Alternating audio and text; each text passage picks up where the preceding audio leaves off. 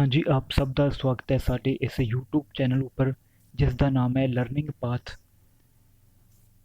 ਤੇ ਅੱਜ ਜਿਵੇਂ ਤੁਹਾਨੂੰ ਪਤਾ ਹੈ ਕਿ ਅਸੀਂ ਇਸ ਚੈਨਲ ਉੱਪਰ ਸੀ-ਟੈਟ, ਪੀ-ਟੈਟ, ਆਲ ਅਦਰ ਸਟੇਟ ਟੈਟ ਔਰ ਕੰਪੀਟੀਟਿਵ ਐਗਜ਼ਾਮ ਜਿਸ ਵਿੱਚ ਸੋਸ਼ਲ ਸਾਇੰਸ ਸਬਜੈਕਟ ਦੇ ਜਿਹੜੇ ਕੁਐਸਚਨ ਪੁੱਛੇ ਜਾਂਦੇ ਨੇ, ਤਾਂ ਇਸ ਚੈਨਲ ਉੱਪਰ ਅਸੀਂ ਸੋਸ਼ਲ ਸਾਇੰਸ ਸਬਜੈਕਟ ਨੂੰ ਪੜ੍ਹਾਉਂਦੇ ਹਾਂ।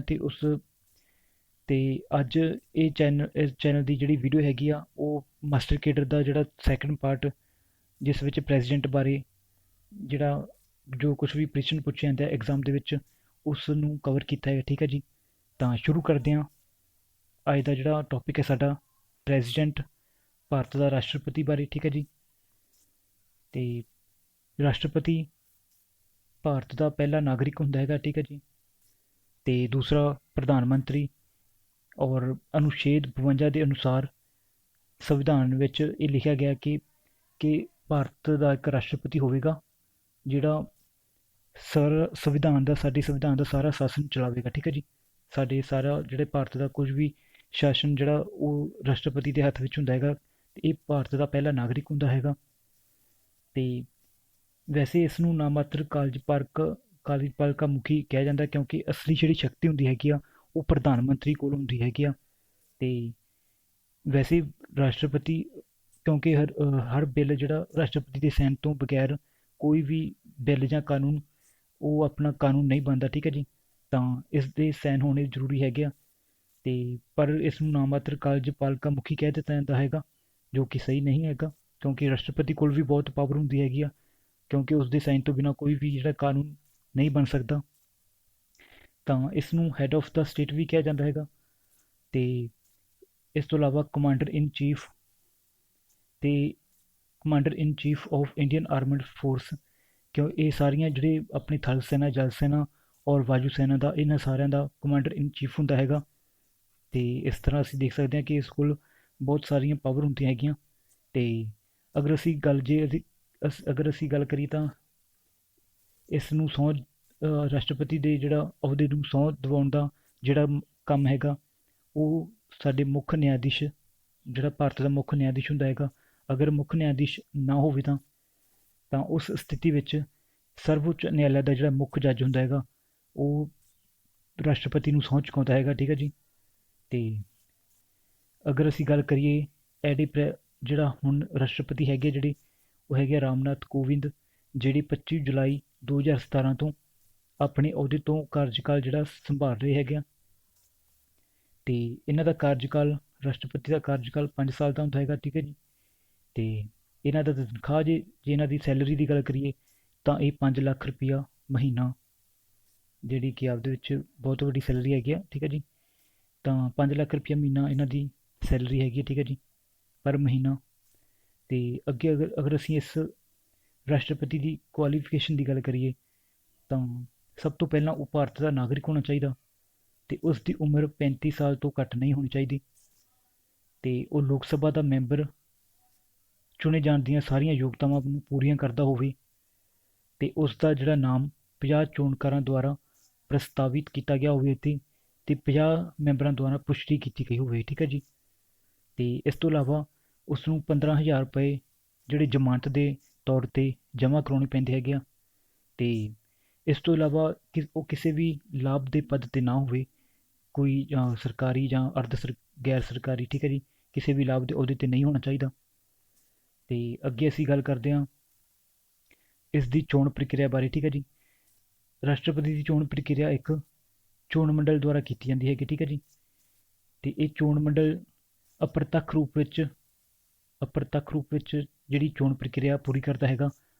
ਕਿ ਅਪਰਤੱਖ ਜਿਹੜੀ ਜਿਸ ਵਿੱਚ ਸਿੱਧੇ ਤੌਰ 'ਤੇ ਨਾ ਹੋ ਕੇ ਇਸ ਨੂੰ ਅਪਰਤੱਖ ਤੌਰ 'ਤੇ ਜਿਹੜੀ ਚੋਣ ਹੁੰਦੀ ਹੈਗੀ ਆ, ਜਿਵੇਂ ਲੋਕ ਸਭਾ ਚੋਣਾਂ ਹੁੰਦੀਆਂ ਹੈਗੀਆਂ, ਉਹ ਤਾਂ ਜਿਵੇਂ ਅਸੀਂ ਸਾਰੇ ਨਾਗਰਿਕ ਉਸ ਚੋਣਾਂ ਵਿੱਚ ਹਿੱਸਾ ਲੈਂਦੇ ਹਾਂ, ਪਰ ਜਿਹੜੀ ਚੋਣ ਮੰਡਲ ਦੁਆਰਾ ਜਿਹੜੀ ਰਾਸ਼ਟਰਪਤੀ ਦੀ ਚੋਣ ਕੀਤੀ ਜਾਂਦੀ ਹੈ ਉਸ ਵਿੱਚ ਜਿਹੜੇ ਨਾਗਰਿਕ ਭਾਰਤ ਦੇ ਉਹ ਹਿੱਸਾ ਨਹੀਂ ਲੈਂਦੇ, ਉਹ ਕੁਝ ਜਿਹੜੇ ਮੰਤਰੀ ਜਿਹੜੇ ਗਿਣੇ ਚੁਣੇ ਹੁੰਦੇ ਹੈਗੇ ਆ ਉਹ ਹਿੱਸਾ ਲੈਂਦੇ ਹੈਗੇ ਆ। ਇਸ ਕਰਕੇ ਇਸ ਨੂੰ ਅਪਰਤੱਖ ਰੂਪ ਕਿਹਾ ਜਾਂਦਾ ਹੈਗਾ। ਠੀਕ ਹੈ ਜੀ, ਤੇ ਰਾਸ਼ਟਰਪਤੀ ਦੀ ਰਾਜ ਦੀ ਵਿਧਾਨ ਸਭਾ ਦੇ ਚੁਣੇ ਹੋਏ ਮੈਂਬਰ, ਠੀਕ ਹੈ ਜੀ, ਰਾਸ਼ਟਰਪਤੀ ਦੀ ਚੋਣ ਵਿੱਚ ਰਾਜ ਵਿਧਾਨ ਸਭਾ ਦੇ ਚੁਣੇ ਹੋਏ ਮੈਂਬਰ ਹਿੱਸਾ ਲੈਂਦੇ ਹੈਗੇ ਆ। ਇਸ ਤੋਂ ਇਲਾਵਾ ਸੰਸਦ ਦੇ ਦੋਨੇ ਸਦਨਾਂ ਦੇ ਚੁਣੇ ਹੋਏ ਮੈਂਬਰ, ਲੋਕ ਸਭਾ ਤੇ ਰਾਜ ਸਭਾ ਦੇ, ਠੀਕ ਹੈ ਜੀ। ਤੇ ਦਿੱਲੀ ਅਤੇ ਪਾਂਡੀਚੇਰੀ, ਇਹ ਦੋ ਜਿਹੜੇ ਸੰਘ ਰਾਜ ਹੈਗੇ ਆ, ਇਹਨਾਂ ਦੇ ਵਿਧਾਨ ਮੰਡਲ ਦੇ ਮੈਂਬਰ ਉਸਦੀ ਚੋਣ ਪ੍ਰਕਿਰਿਆ ਵਿੱਚ ਹਿੱਸਾ ਲੈਂਦੇ ਹੈਗੇ ਆ ਰਾਸ਼ਟਰਪਤੀ ਦੀ। ਤੇ ਇਸ ਤੋਂ ਇਲਾਵਾ ਇਹ ਗੁਪਤ ਮਤਦਾਨ ਹੁੰਦਾ ਹੈਗਾ ਇਸ ਚੋਣ ਮੰਡਲ ਵਿੱਚ, ਠੀਕ ਹੈ ਜੀ। ਗੁਪਤ ਮਤਦਾਨ ਰਾਹੀਂ ਰਾਸ਼ਟਰਪਤੀ ਦੀ ਚੋਣ ਪ੍ਰਕਿਰਿਆ ਹੁੰਦੀ ਹੈਗੀ ਆ। ਤਾਂ ਇਸ ਚੋਣ ਪ੍ਰਕਿਰਿਆ ਨੂੰ ਸਿੰਗਲ ਟਰਾਂਸਫਰ ਵੋਟ ਸਿਸਟਮ ਰਾਹੀਂ ਇਸ ਜਿਹੜੀ ਚੋਣ ਪ੍ਰਕਿਰਿਆ ਪੂਰੀ ਕੀਤੀ ਜਾਂਦੀ ਹੈ, ਠੀਕ ਹੈ ਜੀ। ਤੇ ਤਾਂ ਰਾਸ਼ਟਰਪਤੀ ਦੀ ਚੋਣ ਪ੍ਰਕਿਰਿਆ ਵਿੱਚ ਇੱਕ ਨਿਊਨਤਮ ਕੋਟਾ ਨਿਰਧਾਰਿਤ ਕੀਤਾ ਜਾਂਦਾ ਹੈਗਾ, ਅਤੇ ਜਿਹੜਾ ਉਮੀਦਵਾਰ ਜਿਸ ਕੋਟੇ ਨੂੰ ਪੂਰਾ ਕਰੇਗਾ ਉਸ ਕੋਟੇ ਨੂੰ ਤਾਂ ਉਹ ਰਾਸ਼ਟਰਪਤੀ ਚੁਣ ਲਿਆ ਜਾਂਦਾ ਹੈਗਾ, ਠੀਕ ਹੈ ਜੀ। ਤਾਂ ਅੱਗੇ ਅਸੀਂ ਗੱਲ ਕਰਦੇ ਹਾਂ ਸ਼ਕਤੀਆਂ ਦੀ, ਰਾਸ਼ਟਰਪਤੀ ਦੀਆਂ ਸ਼ਕਤੀਆਂ ਦੀ। ਤਾਂ ਸਭ ਤੋਂ ਪਹਿਲਾਂ ਅਸੀਂ ਗੱਲ ਕਰਾਂਗੇ ਕਾਰਜਪਾਲਕ ਸ਼ਕਤੀਆਂ ਦੀ, ਠੀਕ ਹੈ ਜੀ। ਤਾਂ ਸਭ ਤੋਂ ਪਹਿਲਾਂ ਹੈਗਾ ਪ੍ਰਸ਼ਾਸਨ ਨੂੰ ਚਲਾਉਣਾ, ਠੀਕ ਹੈ ਜੀ। ਰਾਸ਼ਟਰਪਤੀ ਕੋਲੇ ਪ੍ਰਸ਼ਾਸਨ ਨੂੰ ਚਲਾਉਣ ਲਈ ਬਹੁਤ ਸਾਰੀ ਸ਼ਕਤੀ ਹੁੰਦੀ ਹੈ, ਕਿਉਂਕਿ ਸਾਰਾ ਪ੍ਰਸ਼ਾਸਨ ਰਾਸ਼ਟਰਪਤੀ ਦੇ ਜਿਹੜੇ ਨਾਂ ਦੇ ਉੱਪਰ ਹੀ ਚੱਲਦਾ ਹੈਗਾ, ਠੀਕ ਹੈ ਜੀ। ਕਿਉਂਕਿ ਉਹ ਭਾਰਤ ਦਾ ਪਹਿਲਾ ਨਾਗਰਿਕ ਹੁੰਦਾ ਹੈਗਾ, ਤੇ ਕੋਈ ਵੀ ਜਿਹੜਾ ਕਾਨੂੰਨ ਉਸ ਦੇ ਸਾਈਨ ਹੋਣ ਤੋਂ ਬਿਨਾਂ ਨਹੀਂ ਬਣਦਾ ਹੈਗਾ। ਤੇ ਉਹ ਜੋ ਕੁਛ ਵੀ ਪ੍ਰਸ਼ਾਸਨ ਨੂੰ ਚਲਾਉਣ ਲਈ ਜੋ ਕੁਛ ਵੀ ਜਿਹੜੇ ਕਾਨੂੰਨ ਬਣਾਉਣਾ ਸਰਕਾਰ ਬਣਾਉਂਦੀ ਹੈਗੀ ਹੈ, ਤਾਂ ਉਸ ਨੂੰ ਪਾਸ ਜਿਹੜਾ ਰਾਸ਼ਟਰਪਤੀ ਕਰਦਾ ਹੈਗਾ, ਠੀਕ ਹੈ ਜੀ। ਤੇ ਅੱਗੇ ਮੰਤਰੀ ਪਰਿਸ਼ਦ ਨਾਲ ਸੰਬੰਧਿਤ ਸ਼ਕਤੀਆਂ, ਕਿ ਜਦੋਂ ਸਰਕਾਰ ਬਣਨ ਤੋਂ ਬਾਅਦ ਜਿਹੜੇ ਵੀ ਮੰਤਰੀ ਚੁਣੇ ਜਾਂਦੇ ਹੈਗੇ ਆ, ਜਾਂ ਉਹਨਾਂ ਦਾ ਵਿਭਾਗ ਹੁੰਦੇ, ਜਾਂ ਉਹਨਾਂ ਦੀ ਨਿਯੁਕਤੀ ਦਾ ਹੁੰਦਾ ਹੈਗਾ, ਤਾਂ ਉਹ ਪ੍ਰਧਾਨ ਮੰਤਰੀ ਦੀ ਸਲਾਹ ਨਾਲ ਰਾਸ਼ਟਰਪਤੀ ਮੰਤਰੀਆਂ ਨੂੰ ਉਹਨਾਂ ਨੂੰ ਅਹੁਦੇ ਵੰਡਦਾ ਹੈਗਾ, ਤੇ ਉਹਨਾਂ ਦੀ ਨਿਯੁਕਤੀ ਜਿਹੜੀ ਹੈਗਾ, ਠੀਕ ਹੈ ਜੀ, ਰਾਸ਼ਟਰਪਤੀ ਦੁਆਰਾ ਹੀ ਹੁੰਦੀ ਹੈਗੀ ਆ। ਤੇ ਇਸ ਤੋਂ ਇਲਾਵਾ ਸੈਨਿਕ ਸ਼ਕਤੀਆਂ ਵਿੱਚ ਉਹ ਹਥਿਆਰਬੰਦ ਸੈਨਾਵਾਂ ਦਾ ਮੁਖੀ ਹੁੰਦਾ ਹੈਗਾ, ਜਿਹਦੇ ਵਿੱਚ ਤੁਹਾਨੂੰ ਪਹਿਲਾਂ ਵੀ ਦੱਸਿਆ ਸੀ ਕਿ ਉਹ ਥਲ ਸੈਨਾ, ਜਲ ਸੈਨਾ, ਵਾਯੂ ਸੈਨਾ, ਇਹਨਾਂ ਸਾਰਿਆਂ ਦਾ ਮੁਖੀ ਹੁੰਦਾ ਹੈਗਾ, ਤੇ ਇਹਨਾਂ ਦੇ ਜਿਹੜੇ ਸੈਨਾ ਦੇ ਮੁਖੀ ਹੈ ਉਹਨਾਂ ਨੂੰ ਵੀ ਨਿਯੁਕਤ ਕਰਦਾ ਹੈਗਾ। ਇਸ ਤਰ੍ਹਾਂ ਰਾਸ਼ਟਰਪਤੀ ਕੋਲ ਆਪਣੀ ਕਾਰਜਪਾਲਕ ਸ਼ਕਤੀਆਂ ਜਿਹੜੀਆਂ ਹੈਗੀਆਂ ਸਾਰੀਆਂ ਇਹ। ਤਾਂ ਅੱਗੇ ਅਸੀਂ ਗੱਲ ਕਰਾਂਗੇ ਨਿਯੁਕਤੀ ਕਰਨ ਸੰਬੰਧੀ ਸ਼ਕਤੀਆਂ। ਇਹਦੇ ਵਿੱਚ ਰਾਸ਼ਟਰਪਤੀ ਇਹਦੇ ਵਿੱਚ ਅਟਾਰਨੀ ਜਨਰਲ, ਚੋਣ ਕਮਿਸ਼ਨਰ, ਮਹਾਲੇਖਾ ਪ੍ਰੀਖਿਅਕ, ਸੰਘ ਲੋਕ ਸੇਵਾ ਕਮਿਸ਼ਨ ਦਾ ਪ੍ਰਧਾਨ, ਸੁਪਰੀਮ ਕੋਰਟ ਦਾ ਜੱਜ, ਹਾਈ ਕੋਰਟ ਦਾ ਜੱਜ, ਵਿਦੇਸ਼ੀ ਰਾਜਦੂਤ ਤੇ ਰਾਜਪਾਲ, ਇਹਨਾਂ ਸਾਰਿਆਂ ਦੀ ਨਿਯੁਕਤੀ ਰਾਸ਼ਟਰਪਤੀ ਦੁਆਰਾ ਕੀਤੀ ਜਾਂਦੀ ਹੈਗੀ ਆ। ਕਿ ਭਾਰਤ ਸਰਕਾਰ ਦੇ ਜਿੰਨੇ ਵੀ ਉੱਚੇ ਅਹੁਦੇ ਹੈਗੇ ਆ ਉਹ ਰਾਸ਼ਟਰਪਤੀ ਦੁਆਰਾ ਨਿਯੁਕਤ ਕੀਤੇ ਜਾਂਦੇ, ਠੀਕ ਹੈ ਜੀ। ਤੇ ਇਸ ਤੋਂ ਇਲਾਵਾ ਪ੍ਰਧਾਨ ਮੰਤਰੀ ਦਾ ਜਿਹੜਾ ਅਹੁਦਾ ਵੀ ਉਹ ਵੀ ਰਾਸ਼ਟਰਪਤੀ ਦੁਆਰਾ ਜਿਹੜਾ ਉਹ ਚੁਣਿਆ ਜਾਂਦਾ ਹੈਗਾ, ਕਿਉਂਕਿ ਜਿਸ ਵੀ ਪਾਰਟੀ ਨੂੰ ਆਪਣੀ ਬਹੁਮਤ ਮਿਲਦਾ ਹੈਗਾ, ਤਾਂ ਉਸ ਦੇ ਸੀਨੀਅਰ ਅਧਿਕਾਰੀ ਨੂੰ ਰਾਸ਼ਟਰਪਤੀ ਦੁਆਰਾ ਚੁਣ ਲਿਆ ਜਾਂਦਾ ਹੈਗਾ, ਠੀਕ ਹੈ ਜੀ। ਰਾਸ਼ਟਰਪਤੀ ਦੁਆਰਾ ਉਸ ਨੂੰ ਪ੍ਰਧਾਨ ਮੰਤਰੀ ਦੇ ਅਹੁਦੇ 'ਤੇ ਨਿਯੁਕਤ ਕੀਤਾ ਜਾਂਦਾ ਹੈਗਾ। ਤੇ ਇਸ ਤੋਂ ਅੱਗੇ ਹੈਗਾ ਵਿਦੇਸ਼ੀ ਮਾਮਲਿਆਂ ਸੰਬੰਧੀ ਜਿਹੜੀਆਂ ਸ਼ਕਤੀਆਂ ਹੈਗੀਆਂ। ਇਸ ਵਿੱਚ ਜਿਹੜਾ ਰਾਸ਼ਟਰਪਤੀ ਹੁੰਦਾ ਹੈਗਾ ਉਹ ਰਾਜਦੂਤਾਂ ਨੂੰ ਕਿਸੇ ਦੂਸਰੇ ਦੇਸ਼ਾਂ ਵਿੱਚ ਭੇਜਦਾ ਹੈਗਾ, ਅਤੇ ਦੂਸਰੇ ਦੇਸ਼ਾਂ ਦੇ ਜਿਹੜੇ ਰਾਜਦੂਤ ਆ ਉਹ ਭਾਰਤ ਵਿੱਚ ਜਿਵੇਂ ਸਵੀਕਾਰ ਕਰਦਾ ਹੈਗਾ, ਠੀਕ ਹੈ ਜੀ। ਤੇ ਉਹਨਾਂ ਨੂੰ ਆਉਣ ਦੀ ਪਰਮਿਸ਼ਨ ਦਿੰਦਾ ਹੈਗਾ, ਤੇ ਜਿਹੜੇ ਆਪਣੇ ਰਾਜਦੂਤ ਹੈ ਉਹਨਾਂ ਨੂੰ ਵਿਦੇਸ਼ਾਂ ਵਿੱਚ ਭੇਜਦਾ ਹੈਗਾ। ਤੇ ਇਸ ਤੋਂ ਇਲਾਵਾ ਰਾਜ ਸਰਕਾਰ ਨੂੰ ਨਿਰਦੇਸ਼ ਦੇਣਾ, ਰਾਸ਼ਟਰਪਤੀ ਕਿਸੇ ਵੀ ਰਾਜ ਸਰਕਾਰ ਨੂੰ ਨਿਰਦੇਸ਼ ਦੇ ਸਕਦਾ ਹੈਗਾ, ਜਾਂ ਕਿਸੇ ਪ੍ਰਸ਼ਾਸਨ ਨੂੰ ਸਹੀ ਢੰਗ ਨਾਲ ਚਲਾਉਣ ਦੇ ਲਈ, ਠੀਕ ਹੈ ਜੀ। ਤਾਂ ਇਸ ਤੋਂ ਇਲਾਵਾ ਕੇਂਦਰੀ ਪ੍ਰਦੇਸ਼ਾਂ ਦਾ ਪ੍ਰਸ਼ਾਸਨ ਨੂੰ ਚਲਾਉਣ ਦਾ ਰਾਸ਼ਟਰਪਤੀ ਖੁਦ ਦੇਖਦਾ ਹੈਗਾ, ਠੀਕ ਹੈ ਜੀ। ਕੇਂਦਰੀ ਜਿਹੜੇ ਪ੍ਰਦੇਸ਼ ਜਿਵੇਂ ਆਪਣੇ ਅੰਡੇਮਾਨ ਨਿਕੋਬਾਰ ਵਗੈਰਾ, ਠੀਕ ਹੈ ਜੀ, ਇਹਨਾਂ ਸਾਰੇ ਜਿਹੜੇ ਸੰਘਾਤਮਕ ਖੇਤਰ ਹੈਗੇ ਆ, ਕੇਂਦਰੀ ਪ੍ਰਦੇਸ਼ ਹੈਗੇ, ਠੀਕ ਹੈ ਜੀ। ਇਹਨਾਂ ਸਾਰਿਆਂ ਦਾ ਜਿਹੜਾ ਪ੍ਰਸ਼ਾਸਨ ਹੈਗਾ ਉਹ ਰਾਸ਼ਟਰਪਤੀ ਖੁਦ ਦੇਖਦਾ ਹੈਗਾ। ਤੇ ਇਸ ਤੋਂ ਅੱਗੇ ਅਸੀਂ ਗੱਲ ਕਰਦੇ ਹਾਂ ਵਿਧਾਨਕ ਸ਼ਕਤੀਆਂ ਦੀ, ਠੀਕ ਹੈ ਜੀ। ਇਸ ਵਿੱਚ ਜਿਹੜਾ ਸੰਸਦ ਦਾ ਇਜਲਾਸ ਬੁਲਾਉਣਾ ਤੇ ਸੰਬੋਧਿਤ ਕਰਨਾ ਇਜਲਾਸ ਨੂੰ, ਉਹ ਰਾਸ਼ਟਰਪਤੀ ਕਰਦਾ ਹੈਗਾ। ਕਿ ਰਾਸ਼ਟਰਪਤੀ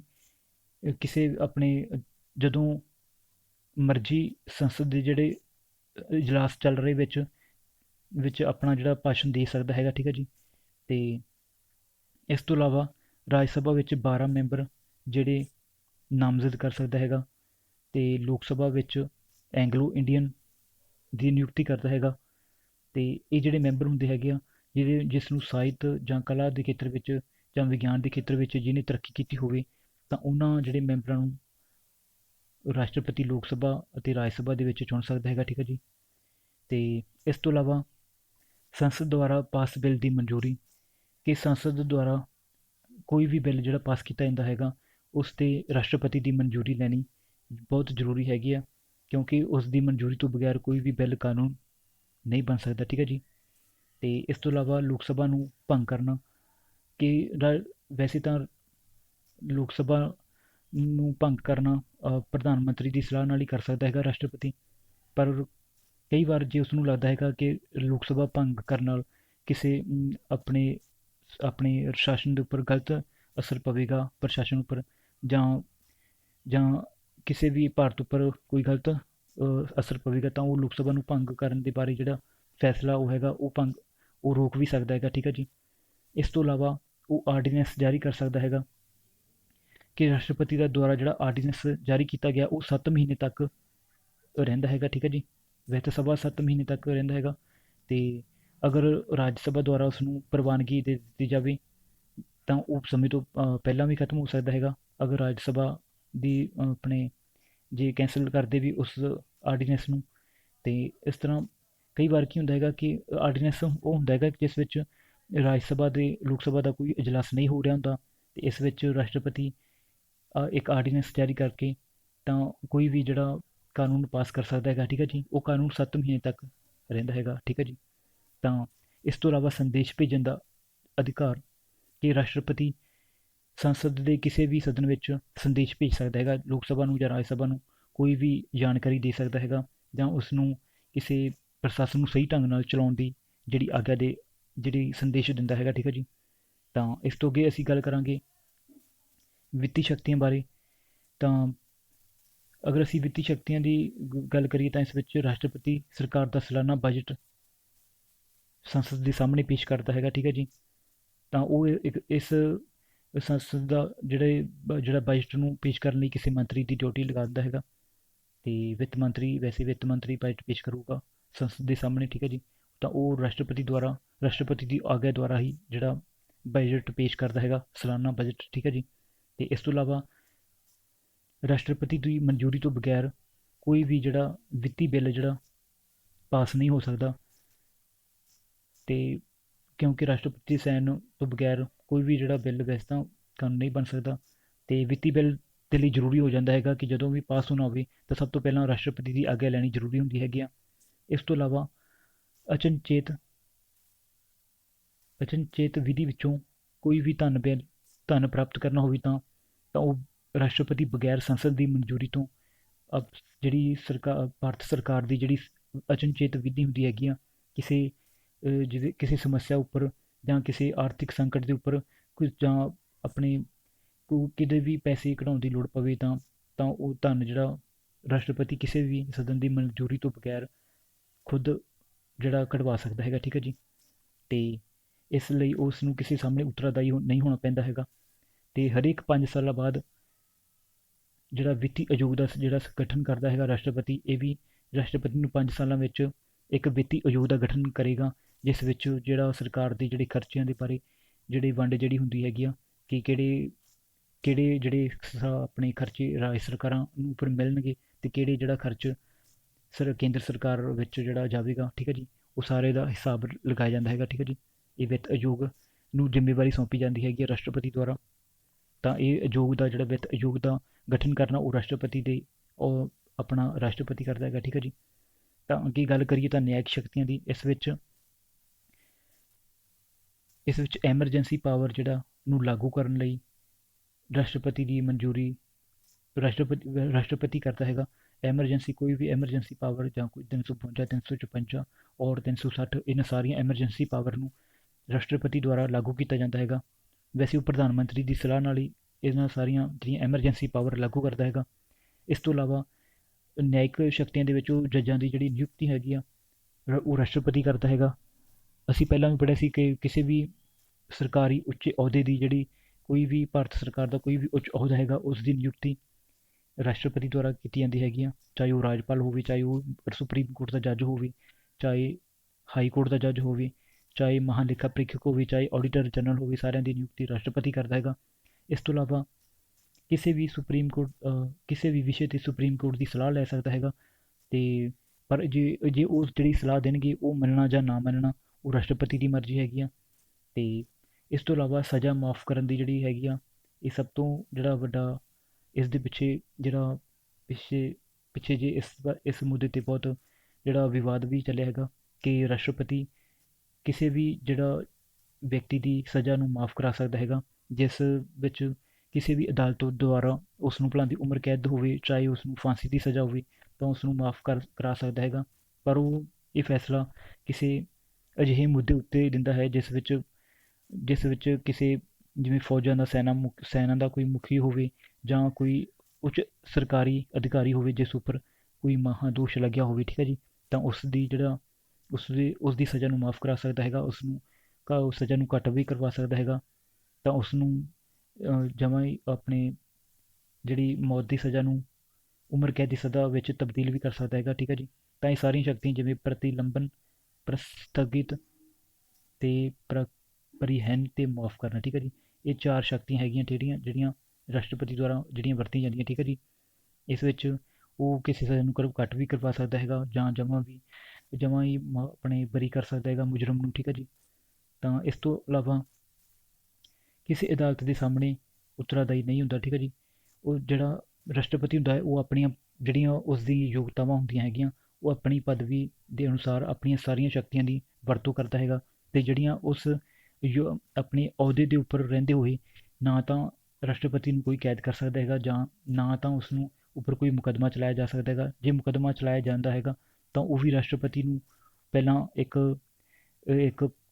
ਆਰਡੀਨੈਂਸ ਰਾਹੀਂ ਉਸ ਨੂੰ ਸੂਚਨਾ ਦੇਣੀ ਪੈਂਦੀ ਹੈਗੀ ਆ ਕਿ ਰਾਸ਼ਟਰਪਤੀ ਨੂੰ ਕਿ ਉਹ ਵੀ 2 ਮਹੀਨੇ ਪਹਿਲਾਂ ਜਾਂ ਕੁਝ ਚਿਰ ਪਹਿਲਾਂ ਰਾਸ਼ਟਰਪਤੀ ਨੂੰ ਜਿਹੜੇ ਸੂਚਨਾ ਦੇਣੀ ਪੈਂਦੀ ਹੈਗੀ, ਫਿਰ ਹੀ ਉਹ ਜਿਹੜਾ ਮੁਕੱਦਮਾ ਚਲਾਇਆ ਜਾਂਦਾ ਹੈਗਾ, ਠੀਕ ਹੈ ਜੀ। ਇਸ ਤੋਂ ਇਲਾਵਾ ਉਸ ਦੇ ਪਦਵੀ 'ਤੇ ਰਹਿੰਦੇ ਹੋਏ ਉਸ ਨੂੰ ਜੇਲ੍ਹ ਨਹੀਂ ਹੋ ਸਕਦੀ, ਠੀਕ ਹੈ ਜੀ, ਰਾਸ਼ਟਰਪਤੀ ਨੂੰ। ਤਾਂ ਉਸ ਨੂੰ ਬਹੁਤ ਸਾਰੀਆਂ ਸ਼ਕਤੀਆਂ ਪ੍ਰਾਪਤ ਹਨ, ਪਰ ਫਿਰ ਵੀ ਉਹ ਜਿਹੜਾ ਸਰਕਾਰ ਦਾ ਨਾਮਾਤਰ ਕਾਰਜਪਾਲਿਕਾ ਮੁਖੀ ਹੈਗਾ, ਕਿਉਂਕਿ ਉਹ ਸਾਰੀਆਂ ਸ਼ਕਤੀਆਂ ਜਿਹੜੀਆਂ ਹੈਗੀਆਂ ਉਹ ਪ੍ਰਧਾਨ ਮੰਤਰੀ ਦੀ ਸਲਾਹ ਨਾਲ ਹੀ ਕਰਦਾ ਹੈਗਾ, ਠੀਕ ਹੈ ਜੀ।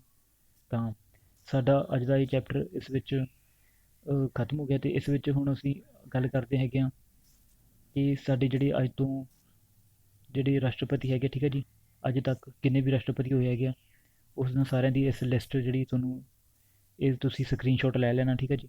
ਜਿਹਦੇ ਵਿੱਚ ਰਾਜਿੰਦਰ ਪ੍ਰਸਾਦ ਜੀ ਸਭ ਤੋਂ ਪਹਿਲੇ ਰਾਸ਼ਟਰਪਤੀ ਰਾਜਿੰਦਰ ਪ੍ਰਸਾਦ, ਸਰਵਪੱਲੀ ਰਾਧਾ ਕ੍ਰਿਸ਼ਨਨ, ਜ਼ਾਕਿਰ ਹੁਸੈਨ, ਵੀ ਗਿਰੀ, ਫਰੂਖਦੀਨ ਅਲੀ ਅਹਿਮਦ, ਨਲੀਮ ਸੰਜੀਵਾ ਰੈਂਡੀ ਜੀ, ਗਿਆਨੀ ਜੈਲ ਸਿੰਘ ਅਤੇ ਵੈਂਕਈਆ ਰਮਨ, ਸ਼ੰਕਰ ਦਿਆਲ ਸ਼ਰਮਾ ਜੀ, KR ਨਰਾਇਣ, ਅਬਦੁਲ ਕਲਾਮ, ਪ੍ਰਤਿਭਾ ਪਾਟਿਲ ਅਤੇ ਪ੍ਰਣਬ ਮੁਖਰਜੀ, ਅਤੇ ਜਿਹੜੇ ਹੁਣ ਦੇ ਪ੍ਰੈਜ਼ੀਡੈਂਟ ਹੈਗੇ ਆ ਉਹ ਰਾਮਨਾਥ ਕੋਵਿੰਦ, ਠੀਕ ਹੈ ਜੀ। ਤਾਂ ਅੱਜ ਦਾ ਇਹ ਸਾਡਾ ਲੈਕਚਰ ਜਿਹੜਾ ਖਤਮ ਹੋਣ ਲੱਗਿਆ, ਠੀਕ ਹੈ ਜੀ। ਉਮੀਦ ਕਰਦੇ ਹਾਂ ਤੁਹਾਨੂੰ ਇਹ ਲੈਕਚਰ ਪਸੰਦ ਆਇਆ ਹੋਵੇਗਾ, ਅਤੇ ਇਸ ਵਿੱਚ ਸਾਰੇ ਰਾਸ਼ਟਰਪਤੀ ਦੇ ਨਾਲ ਜਿੰਨੇ ਵੀ ਐਗਜ਼ਾਮ ਦੇ ਨਾਲ ਜਿਹੜੇ ਕੁਐਸਚਨ ਪੁੱਛੇ ਜਾਂਦੇ ਹੈਗੇ ਆ ਉਹ ਸਾਰੇ ਇਸ ਵਿੱਚ ਕਵਰ ਹੋ ਗਏ, ਠੀਕ ਹੈ ਜੀ। ਤਾਂ ਜੇ ਕਿਸੇ ਵੀ ਕੁਐਸਚਨ ਵਿੱਚ ਡਾਊਟ ਹੋਵੇ ਤਾਂ ਤੁਸੀਂ ਕਮੈਂਟ ਬਾਕਸ ਵਿੱਚ ਤੁਸੀਂ ਟਾਈਪ ਕਰ ਸਕਦੇ ਹੋ, ਠੀਕ ਹੈ ਜੀ, ਆਪਣਾ ਕੁਐਸਚਨ। ਤਾਂ ਧੰਨਵਾਦ ਜੀ, ਮਿਲਦੇ ਹਾਂ ਅਗਲੇ ਲੈਕਚਰ ਵਿੱਚ, ਠੀਕ ਹੈ ਜੀ।